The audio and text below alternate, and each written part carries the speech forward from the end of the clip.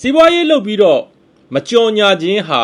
အပေါင်တွေကနေကောင်မလေးတယောက်ကိုမျက်စိမိတ်ပြနေတာနဲ့အတူတူပဲဆိုတော့ကျွန်တော်သိကြိုက်တဲ့စကားလေးရှိတယ်ဒီလိုပါပဲစီးပွားရေးလုပ်ပြီးတော့ marketing မလုပ်ခြင်းဟာအပေါင်တွေကနေကျွန်တော်တို့အနေနဲ့ကောင်မလေးတယောက်ကိုမျက်စိမိတ်ပြနေတာနဲ့အတူတူပါပဲအဲ့တော့ marketing ဆိုတာ marketing ကိုအဓိပ္ပာယ်ဖွင့်ဆိုမှုတွေအမျိုးမျိုးရှိတယ်အဲ့ဒီကကျွန်တော်သိကြိုက်တဲ့အဓိပ္ပာယ်ဖွင့်ဆိုမှုကအလွန်ရိုးရှင်းတယ် marketing ဆိုတာဝယ်သူဖန်တီးမှုဖြစ်တယ်ဒါကြောင့် marketing တက်မြောက်ထားရင်မျိုးတို့ရဲ့လုပ်ငန်းအသီးသီးတော့ဝယ်သူတွေကိုကျင့်ဝတ်တဲ့အညီမှန်ကန်စွာဖန်တီးနိုင်မယ်စီးပွားရေးလုပ်ငန်းဆိုတာဝယ်သူရှိမှရပ်တည်နိုင်တာဖြစ်တယ်အဲ့တော့ marketing ဆိုတာစီးပွားရေးအတွက်မှမဟုတ်ဘူးလုပ်ငန်းတိုင်းအတွက်လူဘဝအတွက်ကိုယ့်ဘဝအတွက်အောင်မြင်မှုမှာလည်း marketing ဟာအလွန်အရေးကြီး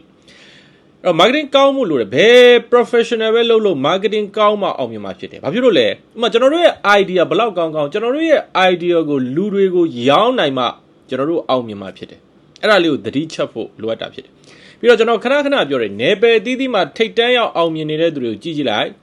သူတို့နယ်ပယ်တီးတီးမှာသူတို့ပညာရက်တွေကနံပါတ်1ဟုတ်ချင်မှဟုတ်နံပါတ်1ဖြစ်နေတဲ့သူတွေကိုကြည့်ကြည့်လိုက်ဒါပေမဲ့သိကြတယ်သူတို့ရဲ့ marketing ကတော့